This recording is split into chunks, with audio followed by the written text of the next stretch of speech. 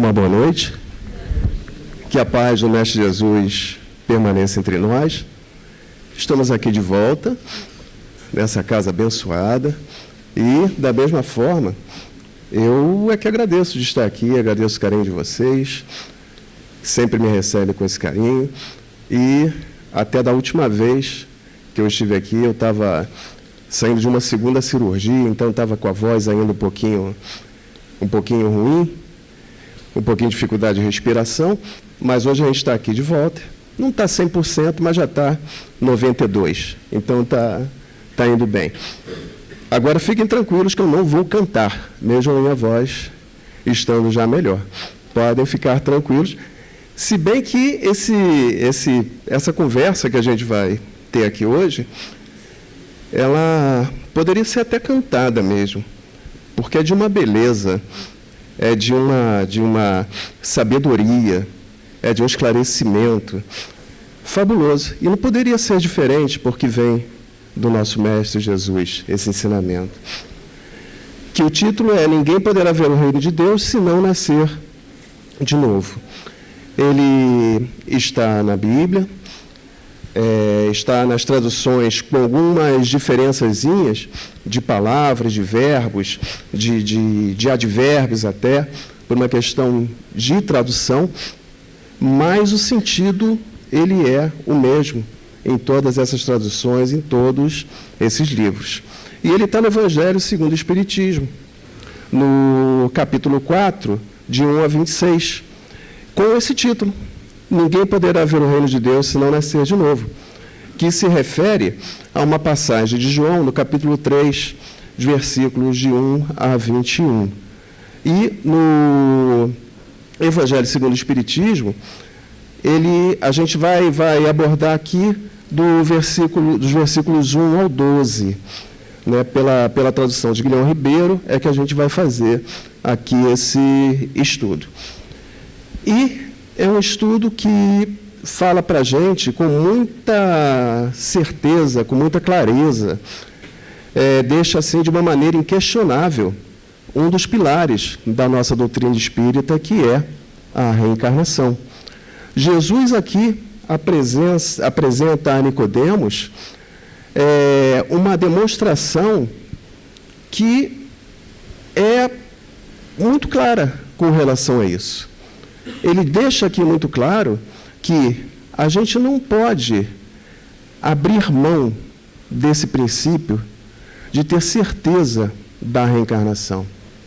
É assim, eu sou espírita, eu acredito na reencarnação. Não.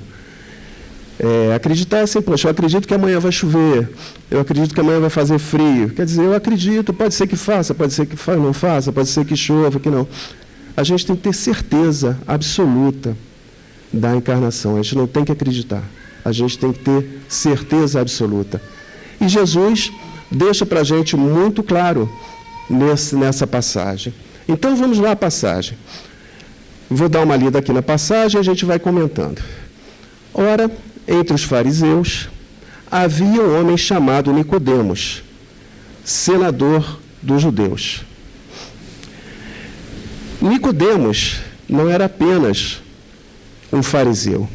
Ele era muito importante na classe dos fariseus. Ele era considerado magnate entre os fariseus. Ele tinha muita importância entre os fariseus, ele era um senador dos judeus. Porque, na época, a religião, o Estado, lá não era laico. Então, religião, política, estava tudo junto, tudo misturado. Economia, estava tudo misturado.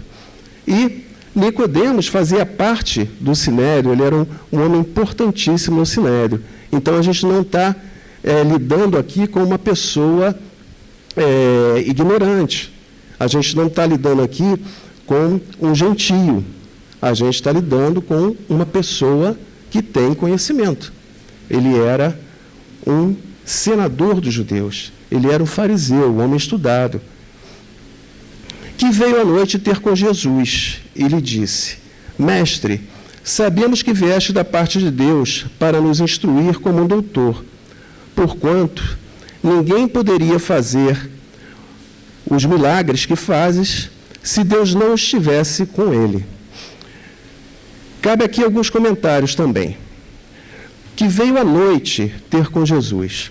A gente aqui pode ter uma interpretação física mesmo, histórica, dele ir à noite, porque tudo lá se sabia.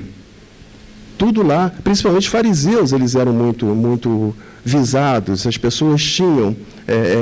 o próprio Sinédrio tinha essa, vamos dizer assim, essa vigia sobre eles mesmos, eles tomavam cuidado. Então, à noite era quando se deu uma relaxada e ele pôde ir até Jesus, quando ninguém quase ali estaria vendo. Mas existe também aqui uma interpretação espiritual que a gente pode muito bem levar em consideração, até porque o Evangelho de João é um evangelho diferente dos outros 3 evangelhos. Ele é considerado um evangelho pneumático. Os outros 3 evangelhos são evangelhos sinóticos. O de João, ele é considerado um evangelho pneumático. Por que pneumático? Ele vem de pneuma. Ele é um evangelho que fala do Espírito. Ele seria um evangelho espiritual. Então, nós podemos muito bem dar a essa passagem, como ela foi escrita por João, uma interpretação não só física e, vamos dizer assim, material, como a gente pode se estender também, e a gente vai ver que todo o texto ele leva para essa interpretação, que é uma interpretação mais espiritual. Então, que veio à noite ter com Jesus. Que seria essa noite, então, nessa interpretação? Seria a noite da falta de esclarecimento. Seria a noite que a gente não vive quando não tem a verdade sobre as coisas. Seria a noite que nos falta quando nós não temos as informações sobre as coisas que nós devemos saber, principalmente quando se trata do mundo espiritual. E nessa mesma passagem, nos versículos 20 e 21, Jesus ainda fala aqui para Nicodemos: porque aquele que pratica o mal aborrece a luz e não se aproxima da luz, a fim de que suas obras não sejam arguidas. Mas aquele que pratica a verdade se chega para a luz, a fim de que sejam manifestas suas obras, visto que são feitas de Deus. Então, ele deixa muito claro aqui que essa noite, ele pode ser esse mistério, essa coisa da não informação, essa coisa de Nicodemos estar procurando essa luz na luz maior do Mestre Jesus. Até porque Nicodemos conhecia os passos de Jesus. Jesus tinha espiões naquela época cuidando dos seus passos, de maneira que era informado ao Sinédrio tudo o que Jesus fazia. E ele diz aqui: mestre, sabemos que vieste para Deus para nos instruir como doutor, porquanto ninguém poderia fazer os sinais ou milagres. Algumas traduções também usam essas duas palavras. Por exemplo, na Bíblia, como é que se chama essa Bíblia que a gente compra, que é católica, pastoral, versão pastoral, está como sinais. Em algumas traduções, como a mais recente do Novo Testamento, que é do Haroldo Dutra, está como sinais, né? Mas o Evangelho segundo o Espiritismo usa milagres, né? Então, a gente pode começar aqui a pensar como sinais mesmo, porque é uma coisa muito mais abrangente, porque Nicodemos acompanhou a trajetória de Jesus e acompanhou a iniciação de Jesus também no templo. E que sinais seriam esses que ele deu, que são verdadeiros sinais de que Deus estaria com ele? São as curas que Jesus fazia. Jesus não chamava público, não chamava: olha aqui, eu vou curar aqui essa pessoa, eu vou fazer isso aqui.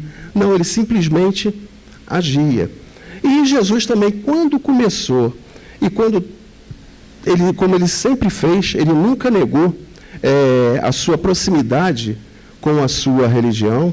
Tanto é que ele foi levado pelos seus pais ao templo, quando ainda criança, e quando ele se iniciou também, né, que foi nas bodas de Canaã, quando Maria pediu que ele transformasse a água em vinho, ele ainda falou: mulher, não é a minha hora, mas se é assim. E a partir daí ele começou a despertar curiosidade, ele começou a ser vigiado. E Nicodemos estava também como uma dessas pessoas que acompanhava os passos dele. E quando ele chegou a assumir a sua iniciação, como todo mundo que, olha, poxa, eu vou começar aqui na doutrina espírita, ou eu achei que ser espírita não é legal, eu vou ser evangélico.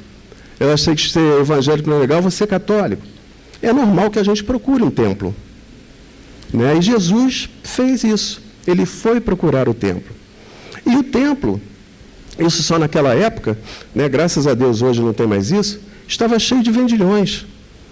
Eles comercializavam tudo no templo. Então, Jesus, quando chegou lá e viu aquela balbúrdia, né, e viu que no templo tudo se vendia, que no templo a profanação era grandiosa, e é aquela passagem que Jesus faz aquele chicotinho de corda e sai expulsando todo mundo do templo, e expulsa os vendedores, e repreende as pessoas que estavam ali vendendo falsos milagres para a população, vendendo cura, vendendo vida melhor, e Jesus dá aquela revirada lá no templo. E ele é repreendido pelos fariseus. E eles falam com ele: olha, se você é mesmo quem diz que é, então mostra para a gente aí, faz aí alguma coisa grandiosa. E Jesus não está ali, não estava ali para isso. A missão de Jesus era muito maior. Então ele falou: olha, a única coisa que eu posso dizer é a seguinte: se destruires esse templo, eu reerguerei em 3 dias. E, como eles não entenderam, achavam que estava se referindo ao templo mesmo, né, Jesus ali passou a ser perseguido e 3 anos depois conseguiram crucificá-lo. E Nicodemos assistiu a essa passagem, como assistiu também às passagens de cura de Jesus. Então Nicodemos sabia que ele estava ali investido de poder, de força, de uma força divina, que só podia vir de Deus por todos esses sinais que ele estava dando. Então ele pergunta isso a Jesus. E Jesus responde: em verdade, amém, amém. Quer dizer, eu posso te garantir, Nicodemos, isso eu te garanto. Ninguém pode ver o reino de Deus se não nascer de novo. Então ele deixou aqui muito claro. Algumas traduções também trocam o ver o reino de Deus por entrar no reino de Deus. E aqui a gente também tem que fazer um comentáriozinho muito pertinente entre o ver e o entrar.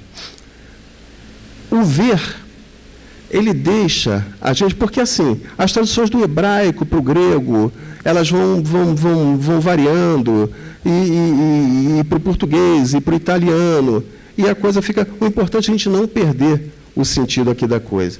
Então, ver o reino de Deus, a gente pode ver o reino de Deus. A gente pode enxergar o reino de Deus. Né? A gente pode enxergar, a gente pode ver aqui a nossa casa espírita. A gente pode enxergar a casa espírita. A gente pode saber que a casa espírita existe. É diferente da gente entrar na casa espírita. É diferente da gente estar aqui, em contato com os ensinamentos do plano espiritual, em contato com os ensinamentos do Evangelho. Mas esse ver aqui, a gente pode entender com essa amplitude de entrar, de viver, de vivenciar o reino de Deus. E o que é aqui, nesse caso, o reino de Deus? Não é um lugar físico. Ele não é um lugar que a gente possa imaginar que exista, que eu vou para o reino de Deus, eu vou para o céu, eu vou para o paraíso, um lugar físico. Se a gente pensar, e Jesus aqui deixa muito claro também, Ninguém pode ver o reino de Deus se não nascer de novo. E a gente, através da doutrina espírita, sabe que o nosso processo evolutivo, ele se dá através das reencarnações, e através das reencarnações é que a gente atinge o nosso estado de purificação, o nosso estado de espírito puro, até fazer esse caminho de volta à casa do Pai.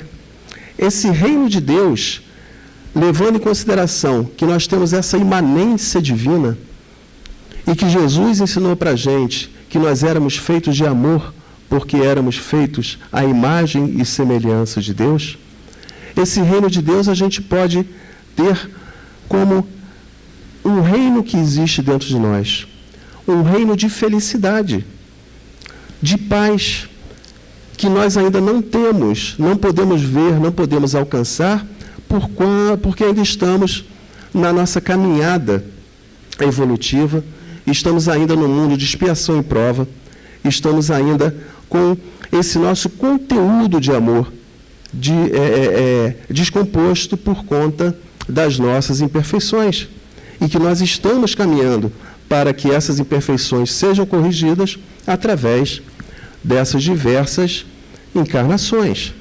E continua Nicodemos: como pode nascer um homem já velho? Pode tornar a entrar no ventre de sua mãe para nascer segunda vez? Retorquiu-lhe Jesus: em verdade, digo-te, se o homem não renasce da água e do Espírito, não pode entrar no reino de Deus. O que é nascido de carne é carne, e o que é nascido do Espírito é Espírito. Não te admires que eu te haja dito ser preciso que nasças de novo. O Espírito sopra onde quer e ouves a sua voz, mas não sabes de onde ele vem, nem para onde vai. O mesmo se dá com todo homem que é nascido do Espírito. Então ele deixa aqui muito claro também uma lição que os Espíritos dariam para a gente muito tempo depois. É que nós temos esse nosso corpo físico e temos também um corpo espiritual. E ele diz aqui que o que é nascido se o homem não renasce da água e do Espírito, não pode entrar no reino dos céus. Porque a água, ela tinha na época um significado, e algumas correntes hoje em dia também ainda guardam esse significado, de que a água, tudo que foi criado, ela veio da água. Então, que a água é a origem de tudo, né? E esse espírito que ele fala é aquele elemento pneuma, é o sopro, né? É o sopro de Deus, é o sopro do Espírito. Deus é um sopro, né? Deus não é uma tempestade, Deus é um sopro, é uma calmaria, é uma tranquilidade. Então a água também, a gente pode interpretar, quando ele fala de renascer da carne e associa isso à água, a gente pode associar também ao líquido da placenta. Nós tivemos a criação na carne e nós ficamos ali guardadinhos em água, que foi o elemento primeiro, segundo a visão deles na época, de criação de tudo, e também onde ficamos ali guardadinhos, esperando 9 meses para nascer, na água. E temos o nosso espírito também, com o nosso corpo, que fez o planejamento daquela encarnação ou daquela reencarnação muito antes de estar presente na barriguinha da mamãe. Então, ele deixa muito claro aqui que temos um lado, ou um corpo físico, que ele é o veículo para passarmos por essas provas que passamos, pelas situações que passamos, e que nos permite experimentar e sentir todas as sensações que temos nesse plano material. E a gente pode incluir até o psicológico também. Por que não? Porque é uma influência também em tudo que fazemos. E temos também todo um histórico, né, espiritual. Então, aquele nenenzinho bonitinho, bacaninha que a gente tem, nosso filhinho, tal, a gente não sabe o que ele foi no passado. O que ele traz nessa sua bagagem espiritual.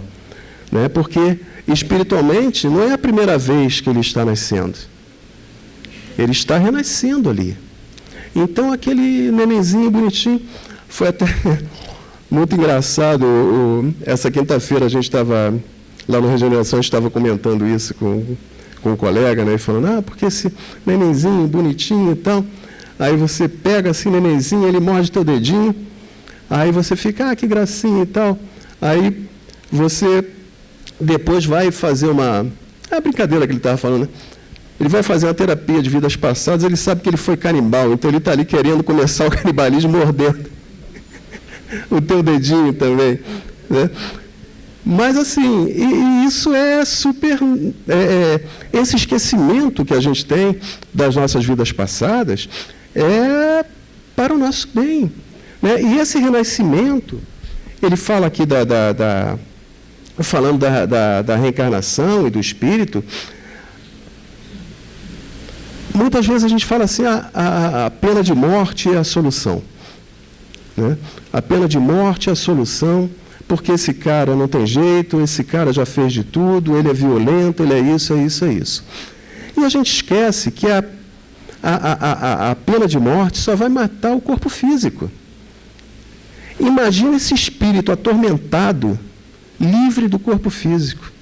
Ele diz aqui, olha, o espírito sopra e não pode ver onde. Então, muitas vezes, a gente, com esse entendimento, sabe que não é a solução. Né? Imagina, né? Um espírito atormentado, livre do corpo físico. Né? Se a gente saber onde ele está, o que ele está fazendo. E nas mesas de desobsessão, às vezes, a gente vê chegar amiguinhos do plano espiritual tremendamente atormentados, sem aceitar a morte, querendo fazer mal às pessoas, querendo, aquele cara, principalmente as pessoas que têm um acesso muito fácil à bebida alcoólica e tal, que é onde eles pegam muito no alcoolismo. Né? Aquele cara ali, eu vou perturbar ele vai mesmo.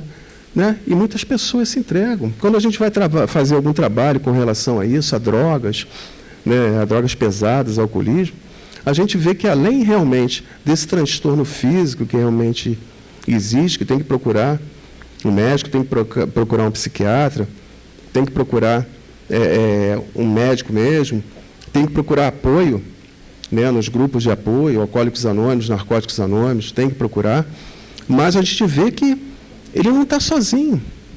Ele está com uma pleiade ali de espíritos que atormentam e que não querem deixar ele fazer nada. Não querem deixar ele ficar bom. Porque estão ali. Estão ali, esses espíritos estão libertos agora do corpo físico deles. Então estão lá perturbando o outro que está com o corpinho físico já prejudicado, e com a sua mente prejudicada. Né? Então, quando ele fala dessa situação, e nós lemos ali no princípio, né, e tem também na leitura que foi dada hoje ali na frente, que nós podemos consertar e podemos refazer os nossos destinos. E a gente pode fazer isso agora. E a gente pode, se não quiser fazer agora, fazer depois. Não tem problema. Aí nasce, morre, nasce, morre, nasce, morre. Porque quando ele fala em reencarnação, e a gente sabe que a reencarnação é o nosso remédio, é o remédio para os nossos males, para os nossos defeitos, para as nossas imperfeições, e a gente fala, às vezes pensa assim, isso não consigo fazer isso agora, não. Deixa, eu vou encarnar mesmo, vou reencarnar mesmo, eu faço depois, deixo para depois. E às vezes a gente tudo bem, a reencarnação resolve. Mas, cara, a gente pode reencarnar muitas vezes se a gente não começar a tomar providência agora. Porque não é só a quantidade de reencarnações, é a qualidade das nossas reencarnações. O que eu vou fazer com essa oportunidade nova que me foi dada? O que é que eu vou fazer com essa outra oportunidade que eu tive agora? Então, às vezes, a gente vê aquela vozinha carinhosa, que vem ali com o seu netinho, que cuida do netinho, que trata bem do netinho. O netinho morre de amores por essa vozinha. E, de repente, eles foram duas pessoas antagônicas, inimigas no passado. E que é coisa melhor do que vir avó e neto para curar isso, ou avô e neto, é a coisa melhor que tem. Aquela coisinha, mimosa, o netinho, a vozinha ali e tal. Agora, se o netinho descobre, já pensou, minha avó era a minha irmã, a mais velha era a minha madrasta que me batia pra caramba. A primeira coisa que ele faz é tirar o aparelhinho de respiração da avó e jogar fora. Deixar a vozinha lá. Então, tudo tem essa coisa. É necessário que a gente não lembre. Mas é necessário que a gente desperte na gente, em cima de tendências erradas no futuro, a vontade de melhorar. Porque a gente não pode afirmar o que a gente foi. Eu não sei o que eu fui no passado, mas pelas nossas atitudes atuais, a gente pode ter uma ideia, do que a gente foi. Tem medos que a gente ainda tem, tem raivas que a gente ainda tem dificuldades que a gente ainda tem. Quantas vezes a gente vê uma pessoa que nunca viu na vida e olha para aquela pessoa e fala, não fui com a cara dela. Então é porque a gente já teve próximo, a gente já teve um envolvimento. E quando a gente está, por exemplo, numa família, quando a gente vem numa família, que é a família que a gente escolhe, é uma família que a gente planeja, e se a gente não tiver capacidade de planejar a nossa encarnação, os nossos amigos espirituais nos ajudam. Eles nos orientam. Então, a gente escolhe lá. Então, por pior que seja a família, é o meio que a gente tinha que estar presente. Não tem jeito. É o pai, é a mãe, é o irmão. Cunhado não, que cunhado não vale. Mas é a esposa que a gente escolhe. São os nossos filhos ali. Está tudo ali para a gente aprender. Está tudo ali para o nosso crescimento, está tudo ali para o nosso aprimoramento. E diz Jesus, e continua Jesus. Aliás, não é Jesus, é Nicodemos que agora pergunta. Como pode isso? Eu, velho, entrar de novo no ventre da mãe? Jesus observou, pois que és mestre Israel e ignoras essas coisas? Digo de verdade, em verdade, que não dizemos senão que sabemos, e que não damos testemunho senão do que temos visto. Entretanto, não aceitas o nosso testemunho. Mas se não me credes quando vos falo das coisas da terra, como me crereis quando vos falo das coisas do céu? Nicodemos armou uma coisinha aqui para Jesus. Se a gente prestar atenção no princípio, está aqui. Veio um homem chamado Nicodemos, senador, veio à noite ter com Jesus. Mestre, sabemos que vieste da parte de Deus para nos instruir como doutor, porquanto ninguém poderia fazer os sinais que faz, se Deus não estivesse com isso. O que tem a ver isso com tudo isso que Jesus está falando para Nicodemos? Nicodemos arrumou um jeito de se aproximar de Jesus. E quando a gente quer se aproximar de alguém, a gente arruma qualquer coisa. Por exemplo, as moças aqui já devem ter ouvido muito. Eu te conheço, não sei de onde. Não é? Pelo menos na minha época era o que a gente tinha de munição para tentar a aproximação. Hoje deve estar diferente. Mas é isso, a gente consegue, se a gente está num grupo e quer se aproximar de alguém, a gente entra no elevador, não precisa ir muito.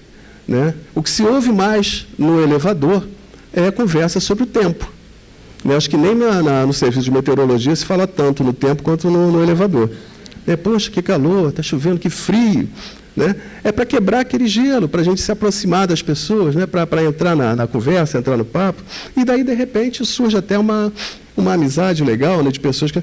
Então, Nicodemos veio querendo se aproximar de Jesus aqui. E Jesus dá essa lição para ele e fala, se não me credes quando eu vos falo das coisas da terra, como me crereis quando eu vos falo fale das coisas do céu? Porque a encarnação é uma coisa da terra. É aqui na terra que se faz a encarnação. Então, primeiro Jesus dá para ele uma lição, né, porque Nicodemos não era ignorante. E eles sabiam desse processo. Só que na época eles chamavam de ressurreição. E os profetas, eles vinham novamente. Né? Elias, João é Elias, Elias é João. Né? Então ele sabia disso. Ele conhecia a ressurreição. Só que eles viam a ressurreição como muitas religiões ainda veem hoje, como ressurgimento do próprio corpo físico. Por exemplo, eles falam lá de Elias e de João. Né? Até no início desse capítulo 4, fala-se de reencarnação e ressurreição, e fala-se de Elias e João, que João era Elias e tal. Imagina, né? Elias viveu 800 anos antes de Cristo. Né? Jesus era 6 meses mais novo que João. Né? Então, quando se fala nessa reencarnação, nessa ressurreição, né? Nessa identidade de Elias, que seria João, e a gente hoje imagina também que é uma coisa que... Como é que isso vai acontecer? 800 anos antes de Jesus viveu Elias. E ele ressurgindo, imagina, um corpo sepultado há 800 anos, como é que poderia? Alguns sinais poderiam ter. Aliás, isso me preocupa, porque dizem que o cabelo é uma das últimas coisas que se decompõe no corpo. Então, o meu vai rapidinho. Não tem jeito. Né? Mas, então, a gente sabe que isso não procede. Isso não pode proceder. E Jesus dá essa lição. E o templo não estava ali para esclarecer ninguém também, como não está até hoje. Não é só, assim, particularidade do passado. Né? Os sacerdotes, eles não estão ali para esclarecer ninguém. Eles estão ali para criar uma dominação de sabedoria, estão ali para criar uma dominação até econômica mesmo, e ter ali as suas ovelhinhas todas presas no seu curralzinho. A verdade é essa. A verdade é essa. E na nossa doutrina a gente aprende a ter a fé raciocinada, justamente para não ficar essa ovelhinha presa nesse curralzinho desses sacerdotes que estão longe de serem realmente verdadeiros sacerdotes, ou serem mestres como Jesus. E Jesus, quando veio para nós, ele não veio simplesmente como um mestre. Ele foi muito mais. Ele foi elevado à classe de sumo sacerdote de Melquisedeque. Então, Jesus era um sumo sacerdote. Ele sabia muito. Ele era muita coisa. Em nenhum momento ele se vestiu com aquelas túnicas espalhafatosas, com aqueles chapéus ridículos, né? Parece baile de fantasia. Né? Cada um uma túnica mais imponente, um chapéu maior. Né?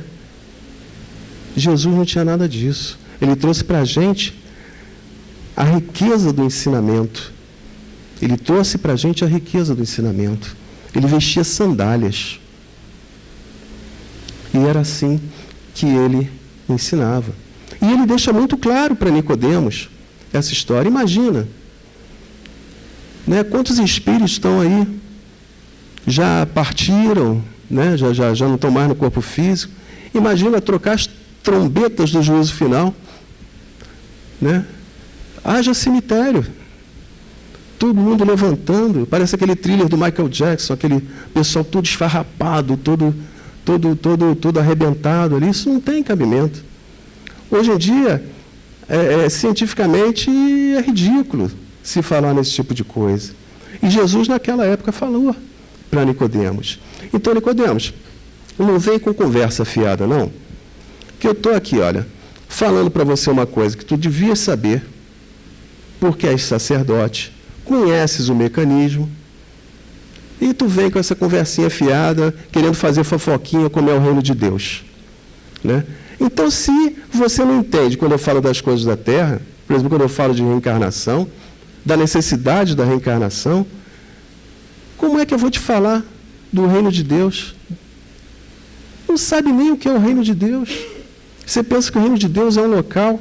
Você não está preparado para entender isso. Né? Então, não vem com essa conversa fiada. Primeiro, entende as coisas da terra. Seja sincero com as pessoas que frequentam o teu templo. E depois você vem e queira entender, então, as coisas do céu. Né? Porque se a gente pensar, e nesse estudo do capítulo 4, fica também bem claro, né? A gente tem 4 maneiras desse entendimento, né, de pós-morte. Um entendimento materialista, porque a gente é nada, né? Morreu, acabou, já era, né? Foi-se. Né? Tem a visão da absorção pelo todo universal, que é a visão panteísta. Então, a gente faz parte de um todo do universo. A gente foi colocado, a gente foi, vamos dizer assim, fagulhas ou centelhas desse universo, e quando a gente parte, a gente é reabsorvido pelo universo.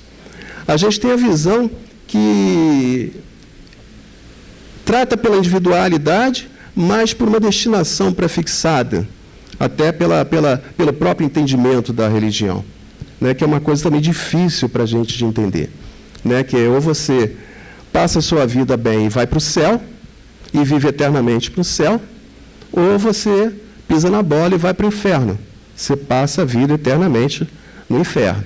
Né? Ainda falam que a reencarnação enfraquece os laços de família, porque mas eu vou desencarnar e vou reencarnar numa outra família, e não vou... Então, assim, vamos entender um pouco o processo. Vamos ler o Livro dos Espíritos, vamos ler o Evangelho segundo o Espiritismo, porque Jesus está deixando muito claro aqui também. A gente tem uma família maior que a nossa família espiritual, que pode ser que coincida com a família que a gente tem hoje. Algumas pessoas podem ser desse nosso. Porque, afinal, qual é a nossa vida verdadeira? É a material ou é a espiritual? Qual é a nossa família verdadeira? É a material ou é a espiritual? Porque Jesus perguntou, quem é minha mãe? Quem são meus irmãos? Porque, se nós entendermos que a nossa família é a nossa família material, nós não entendemos a nossa evolução espiritual. Nós não entendemos que o nosso futuro é sermos espíritos, é nos desfazermos desse corpo físico. E quantas famílias materiais nós já tivemos? E a gente sabe que espíritos afins, eles vão juntos até o final da jornada, se ajudando, se apoiando, vindo aqui juntos. Né? É como se a gente tivesse essas companhias ao nosso lado e ficássemos ali em união para fazer juntos esse crescimento. É a mesma coisa quando a gente tem uma equipe de trabalho, né? E a gente pega alguma coisa especial para fazer em algum lugar. Então, olha, vem cá, Joãozinho, eu vou te dar esse trabalho aqui, é um trabalho difícil, vai ser difícil de você realizar, mas você pode escolher a sua equipe para levar. Você só vai escolher a equipe que você confia. Agora, você pode encontrar lá um espírito de porco pelo caminho para atrapalhar o teu trabalho? Pode. Agora, se você tiver certeza do teu trabalho, da maneira que você faz e como você se comportar nesse trabalho, você não vai fracassar no seu trabalho. Então, a gente pode nascer no meio que for, na família que for. Se a gente tiver a certeza e o conhecimento de que até as pessoas que não nos agradam, as pessoas que pensamos que nos atrapalham, elas vêm exatamente para nos ajudar, para quebrar algumas situações nossas e nos encorajar e de nos acrescentar algo que nós ainda não temos, nós temos que ter essa visão, né? E a dor está aí para ajudar a gente. Nós não vivemos num mundo perfeito, nós não somos espíritos perfeitos, nós vivemos num mundo de prova e expiação. É por isso que nós estamos aqui. Então, a dor faz parte da nossa vida. Todos aqui temos vidas diferentes.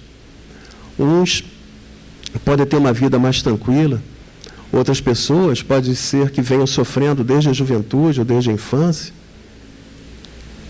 Mas, no total da nossa vida, nós temos uma quantidade de situações que nos fazem sofrer, que nos causam dor. E elas são molas para o nosso desenvolvimento. São situações que nos forçam a raciocinar, que nos forçam a ter coragem, que nos forçam a reagir. Né? Puxa vida, eu estou desesperado porque eu fui demitido. Fica desesperado não, cara. Arregaça a manga e vai lá e trabalha e mete o peito mesmo, que de repente você está numa situação melhor. De repente aquele empreguinho que você tinha ali, que não tinha felicidade de ir para lá, ficava triste, pô, que empreguinho medíocre, mas eu preciso dele, e você nunca teve coragem de pedir demissão, de repente fazem isso para você, e você daqui a pouco está conseguindo uma coisa melhor. E a gente tem muitos casos em volta da gente, que poderíamos até contar com essa situação, né? Quantas pessoas nós conhecemos que, num primeiro contato, até durante algum tempo da vida mesmo, são pessoas mesquinhas, são pessoas egoístas, são pessoas intratáveis. E quando tem uma doença, principalmente quando é uma doença que realmente pega a gente no pé de apoio, quantas vezes essas pessoas mudam completamente a sua visão da vida, o seu jeito de ser, se tornam pessoas mais dóceis, mais humildes, porque passaram ali um apertinho, tiveram perto, né, até da desencarnação e pensaram, caramba, o que eu fiz da minha vida, o que eu fiz com as pessoas? Ninguém vem aqui me visitar no hospital, ninguém gosta de mim, ninguém me dá apoio, ninguém pergunta por mim. E essa pessoa tem a felicidade de ter uma nova chance ainda nessa encarnação. E quantas vezes essas pessoas mudam? Mas Jesus vai além. Jesus vai além aqui desse versículo. Ele continua para Nicodemos. Também ninguém subiu ao céu, senão aquele que desceu do céu, a saber, o Filho do Homem que está no céu. Então, quando ele fala aqui, o Filho do Homem, e que ninguém subiu ao céu, senão aquele que desceu, ele deixa muito que ninguém sobe ao céu, senão aquele que desceu do céu, a saber, o Filho do Homem que está no céu. Ele nos iguala a ele. Jesus passou por aqui. Jesus veio aqui não como prova, não como expiação. Ele veio aqui para um resgate das ovelhas que ele falou que não se perderiam. E ele prometeu isso para a gente. Ele é o governador do nosso planeta. Ele veio para cá com seu corpinho criado. A gente estava conversando aqui antes, com os fluidos vitais do planeta. Ficou com a gente para nos ensinar, para nos instruir, tanto essa quanto as outras lições. E ele fala, o Filho do Homem. Quando se fala o Filho do Homem, na época se tinha também uma pessoa, quando era muito explosiva, quando era muito, se falava, ele é filho do trovão, né? Uma pessoa, quando era muito justa, ele é filho da justiça. Então, esse filho é uma pessoa que tem as qualidades do Pai. Então, se ele diz aqui, o Filho do homem que está no céu, o homem que está no céu, e ele diz que todos somos filhos de Deus, ele nos iguala a ele. Ele não pede aqui privilégio para ele, ele não reivindica privilégio para ele. Ele aceitou sim, lá no começo, quando Nicodemo chamou de mestre. Ele já falou para a gente, mestre eu sou. E ele assumia isso. Só quando ele foi chamado de bom é que ele não gostou. Ele falou, bom é meu pai. E o que eu faço, e as coisas que ele faz, é por meu intermédio. Então, bom é o meu pai. Então, a mesma coisa nós. Tudo que fazemos, temos no nosso íntimo, temos nesse conteúdo de imanência divina. E ele falou aqui, deixou muito claro, também ninguém subiu ao céu, senão aquele que desceu do céu. Então fomos criados de espíritos puros, a imagem e semelhança de Deus. Quando pela nossa rebeldia, pelo mau emprego do nosso livre-arbítrio, surgimos simples e ignorantes. Onde é que eu estou? O que eu estou fazendo aqui? Como é que é isso? Para onde eu vou? E a gente tem que começar tudo de novo. A gente tem que nascer de novo para atingir esse reino de Deus, que é o reino do qual nós viemos como espíritos puros. Reparar as nossas más tendências. Conhece o verdadeiro espírita pelo trabalho que ele faz para domar as suas más tendências. Porque nós já entendemos isso. A qualidade das nossas reencarnações é muito importante. Senão a gente vai ficar aqui patinando. Eu lembro que na faculdade de arquitetura, a gente começou uma turma juntos, a gente era muito unido no primeiro período. Aí depois a gente foi passando, outros foram ficando, e 3 anos depois a gente marcou, 4 anos depois, a gente se marcou para se encontrar lá na faculdade, para bater um papo, aquela coisa toda. E encontramos um colega nosso que ainda estava cursando. Quer dizer, os 5 anos de faculdade de arquitetura, ele estava lá mais 4 ainda que não tinha conseguido. E é assim que acontece. Quando a gente não procura estudar, não procura se aplicar, não procura aprender, a gente vai patinando, a gente vai ficando. E as reencarnações estão aí, sim. Mas para quê? Se a gente pode queimar algumas etapas. A gente conhecendo o Evangelho, conhecendo a nossa doutrina é maravilhosa. Ela não nos exige nada além de nos aprimorarmos. Ela não nos exige nada além de voltarmos a ser criaturas divinas. Ela nos dá esse caminho. Ela nos dá essa possibilidade. Os nossos amigos do plano espiritual, através da obra de Kardec e através das obras de André Luiz e muitos outros, eles nos trazem esse funcionamento para a gente não ter esse trabalho. A gente queima etapa. Então esse mecanismo ele é muito valioso, ele é muito precioso. E Jesus aqui continua. Assim como Moisés alçou no deserto a serpente, do mesmo modo importa que o Filho do Homem, ou nós, e Jesus também, seja alçado. E como Moisés no deserto alçou a serpente, que foi aquela passagem que as pessoas eram mordidas por cobras no deserto, tal, venenosas, e Moisés pega um metal, uma vara de metal, ele magnetiza aquela vara de metal, o metal das matérias assim ótimas para magnetização, e ele magnetiza aquele metal, ele pendura na árvore, e as pessoas que iam ali e oravam, elas ficaram curadas. Então, Moisés fez esse trabalho, ele alçou a serpente, ele fez um trabalho de caridade. E qual é o lema da nossa doutrina? Fora da caridade não há salvação. Ele curou ali aquelas pessoas, e as pessoas, através da cura, elas se renderam. E através da dor, muitos de nós nos rendemos. Ele diz aqui que o Filho do Homem seja alçado. E ele foi alçado na cruz. E ali ele deu uma demonstração de amor a todos nós. Então Moisés, ali, ele magnetizou o metal, ele alçou a serpente e curou porque as pessoas iam procurá-lo por causa da dor. Jesus, quando foi alçado, as pessoas têm que procurá-lo por conta da sua lição e do seu recado e do seu exemplo de amor.